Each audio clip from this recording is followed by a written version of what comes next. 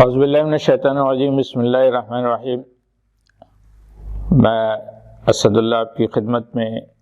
نظام کے حوالے سے آج کی گفتگو میں جو پچھلے نشستوں میں ہماری بات ہوئی ہے اس حوالے سے ایک سوال آیا ہے، اور وہ سوال یہ ہے کہ جب آپ کہہ رہے ہیں کہ اللہ تعالیٰ نے یہ پورا نظام دین ہمارے سامنے دیا ہے اور ان سب کو سیاست ہی کے ذریعے کنٹرول کیا جانا ہے، تو پھر یہ کہ انبیاء اور رسولوں میں تو بہت تھوڑے ہی چند رسول ہیں، جیسے نبی اکرم صلی اللہ علیہ وسلم ہیں یا داؤد اور سلیمان علیہ السلام ہیں، جنہوں کو ہی حکومت قائم ہوئی اور انہوں نے نظام قائم کیا۔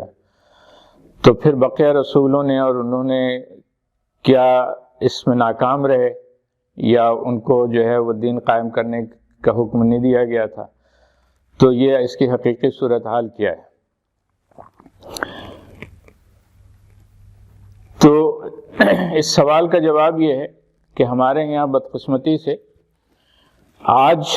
جو اسلام ہمارے سامنے پیش کیا جاتا ہے، اس کو پیش کرنے والے مذہب اسلام کے مدعی ہیں، یہ دین اسلام کے مدعی نہیں ہیں۔ گو کہ یہ دین اسلام کا لفظ کثرت سے متواتر استعمال کرتے ہیں، لیکن حقیقت یہ ہے کہ یہ ان کو اپنے مذہب سے، یعنی جس گروہ کے یہ نمائندے اور یہ علماء ہیں، یہ گروہ اور یہ فرقہ ان کو زیادہ عزیز ہے۔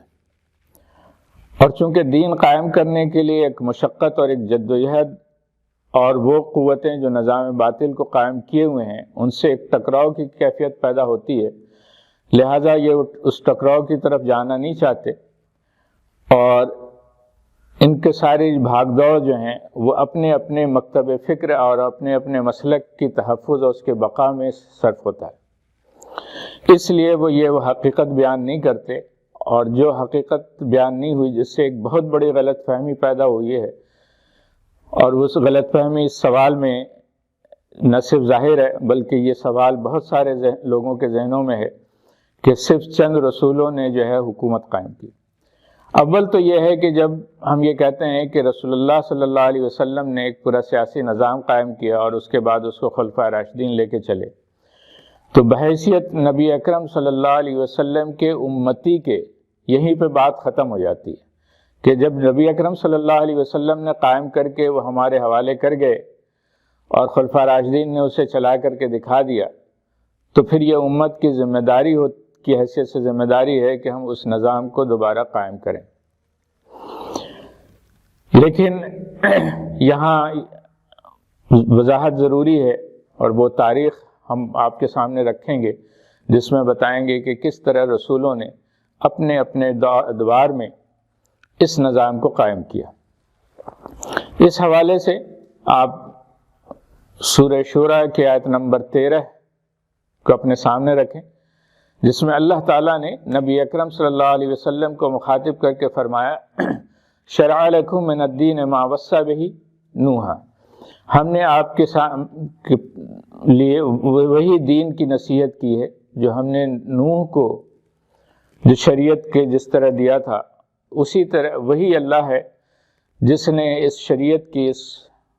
دین کا حکم ابراہیم، موسیٰ اور عیسیٰ کو عطا کیا تھا، اور یہ حکم دیا تھا کہ اس دین کو قائم کریں۔ اب یہاں پر آپ دیکھیں کہ اللہ تبارک و تعالیٰ نے نبی اکرم صلی اللہ علیہ وسلم سے کہا کہ ہم نے شرع لکم، آپ کے لیے وہ قوانین دیے ہیں، وہ شریعت دی ہیں۔ ظاہر ہے کہ نظام جو ہے یہ قوانین اور اصول و ضوابط پر منحصر ہوتے ہیں، کیونکہ کوئی بھی نظام جو ہے اس کے بغیر مقرر نہیں ہوتا، اور اسی لیے جو ہے قوانین کو اللہ تعالیٰ نے شرع کہا ہے۔ تو شرع لکم من الدین ما وصی بہ نوح، کہ ہم نے آپ کو قوانین دیے اس دین میں سے جس کی وصیت ہم نے نوح کو بھی کی تھی، اور پھر اللہ ہی وہ ذات ہے جس نے اس دین کی وصیت جو ہے وہ ابراہیم کو بھی کی تھی، موسیٰ اور عیسیٰ بھی کی تھی، اور ان سب کو تاکید کیا تھا، پابند کیا تھا کہ وہ اس دین کو قائم کریں۔ نوح علیہ السلام سے اللہ تعالیٰ نے اس لیے ذکر کیا کہ نوح علیہ السلام وہ پہلے رسول ہیں جن کو اللہ تعالیٰ نے قوموں کے درمیان، وہ پہلی قوم ہے قوم نوح، جو ایک قوم کی حیثیت سے اس نظام کو قائم کرنے والی جو ہے وہ قوم تھی. لیکن یہاں پر میں ضمناً اس سے تھوڑا سا پہلے آپ کو لے کے چلتا ہوں، اور وہ ہے حابیل و قابیل کا قصہ. ہمارے یہاں جس طرح اس بات کو چھپایا گیا، اور چھپایا اس طرح گیا کہ اس طرح کو بیان نہیں کیا گیا کہ رسولوں نے کس طرح دین قائم کیا، اسی طرح ایک بہت بڑا دھوکہ دیا گیا حابیل اور قابیل کے قصے میں. اور وہ دھوکہ یہ تھا کہ وہ یہ بیان کیا گیا کہ حابیل اور قابیل کے درمیان جو ہے وہ باہم شادی کا جھگڑا تھا، اور وہ یہ کہ حابیل کی شادی قابیل کے ساتھ جو پیدا ہونے والی لڑکی تھی اس سے ہونی تھی، اور قابیل کی شادی جو ہے حابیل کے ساتھ پیدا ہونے والی جو لڑکی تھی اس سے ہونی تھی. لیکن دراصل جو ہے وہ حابیل کے ساتھ کی جو لڑکی تھی وہ زیادہ خوبصورت نہیں تھی، جبکہ قابیل کے ساتھ جو پیدا ہونے والی لڑکی تھی وہ زیادہ خوبصورت تھی، اور قابیل اس سے شادی کرنا چاہتا تھا. یہ ایسے ایک کہانی گڑھی گئی ہے جس کا حقیقت سے دور دور تک کوئی تعلق نہیں ہے. اور دلچسپ یہ ہے کہ یہ مذہبی طبقہ جو ہے یہ سارے اس قصے کو، اس جھوٹ کو بلا دریغ جو ہیں وہ بیان کرتے جا رہے ہیں، اور یہ برسوں سے بیان کر رہے ہیں، اور اس پہ نہ ان کو کوئی شرم ہے نہ کوئی حیا ہے. دلچسپ قصہ یہ ہے کہ یہ واقعہ کہ یہ شادی کا جھگڑا تھا نہ نبی اکرم صلی اللہ علیہ وسلم نے بیان فرمایا، اور نہ کسی صحابہ کبار سے جو ہے یہ روایت ہے، بلکہ یہ قصہ اور یہ روایت جو ہے یہودیوں سے لی گئی ہے. اور دلچسپ بات یہ ہے کہ یہ قصہ یہودیوں کے یہاں بھی تورات میں نہیں ہے، بلکہ یہودیوں نے یہ گڑھ کر کے تلمود میں لکھا ہے. عملاً صورتحال یہ ہے کہ یہودیوں نے تورات کو پس پش ڈال دیا ہے، اور اب وہ سارے معاملات تلمود سے کرتے ہیں. اور تلمود اصل میں یہ تفسیر ہے اس تورات کی جو انہوں نے بعد میں خود سے لکھ رکھی ہے، اور جس کے مطابق اللہ تعالیٰ نے کہا ہے کہ انہوں نے اپنے ہاتھوں سے کتاب لکھ رکھی ہے، اور یہ کہتے ہیں کہ یہ اللہ کی طرف سے. اور ہمارے یہاں مسلمانوں میں یہ قصہ تلمود سے ابن اسحاق لے کے آئے ہیں.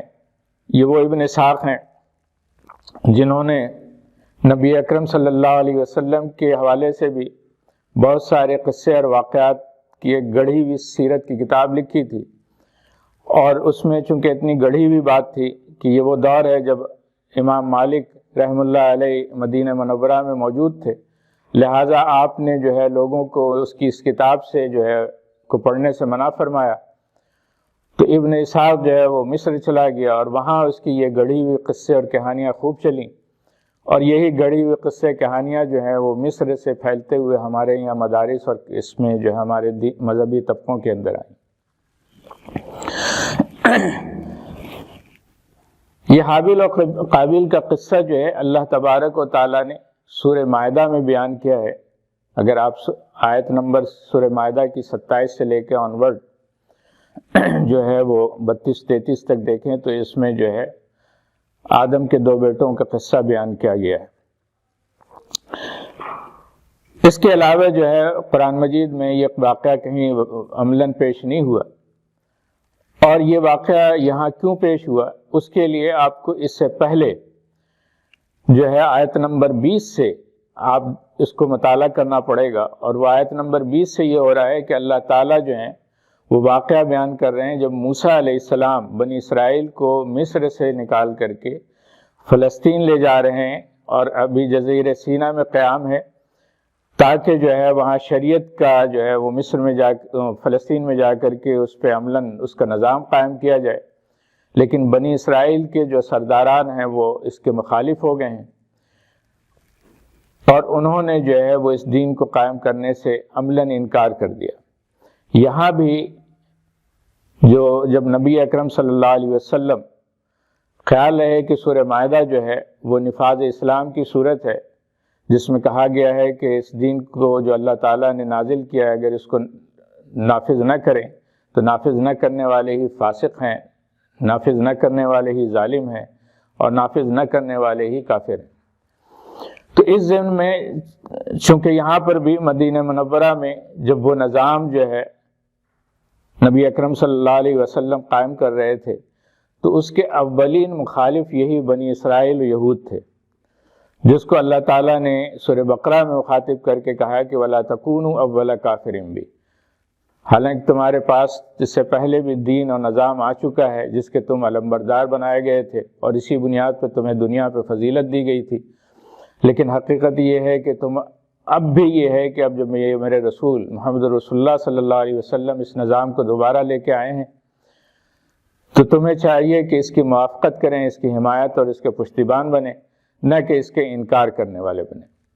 تو عملاً جو ہے وہاں بھی صورتحال یہ تھی کہ آدم علیہ السلام کے بعد جب اس نظام کو قائم ہونا تھا تو اس نظام کو ظاہر ہے لے کے چلنے والا کوئی متقی اور اللہ سے ڈرنے والا اور اللہ کی بندگی پہ قائم رہنے والا فرد ہی جو ہے اس کا ذمہ دار ہو سکتا تھا، اور وہ ذمہ دار تھے حابیل علیہ السلام۔ لیکن وہاں پر جس طرح آدم علیہ السلام کے معاملے میں ہوا ہے کہ جب اللہ تعالیٰ نے آدم علیہ السلام کو خلیفہ بنایا، اپنا نمائندہ اس نظام کے لیے مقرر کیا، تو وہاں پر ابلیس جو ہے وہ دعوے دار بن گیا کہ یہ میرا حق ہے اور میں اس کا زیادہ حقدار ہوں۔ اسی طرح یہاں بھی معاملہ یہ ہوا کہ حابیل کے مقابلے میں قابیل جو ہے وہ اس نے سر اٹھایا کہ اس کا جو ہے حکمرانی کا حقدار میں ہوں اور یہ میرا حق ہے، اور وہ اس معاملے میں اتنا آگے بڑھا کہ اس نے جو ہے حابیل کو قتل کر دیا۔ اور یہی وہ کیفیت تھی کہ جس طرح بنی اسرائیل نے یوسف علیہ السلام کو قتل کرنے کی کوشش کی پہلے مرحلے میں، اور پھر بعد میں یہاں تک کہ مدینے میں خود انہوں نے نبی اکرم صلی اللہ علیہ وسلم کو بھی قتل کرنے کی سازش رچائی، جس کو هل أتى على الإنسان حين من الدهر کہا گیا ہے، یعنی انسان کا ایک نامعلوم دور۔ اس نامعلوم دور میں بھی جو ایک خاندان کا نظام تھا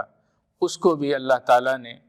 اس دین اور نظام کے ذریعے سے، حابیل کے ذریعے سے اس کو قائم کرنے کی کوشش کی تھی، لیکن قابیل کی سرکشی نے اللہ کے نظام دین اسلام کے بجائے جو ہے وہ دین باطل کو قائم کیا۔ آج ہم یہی رکھتے ہیں، پھر انشاءاللہ اگلی نشست میں ہم نوح علیہ السلام کے متعلق بات کریں گے۔ والسلام علیکم ورحمۃ اللہ وبرکاتہ۔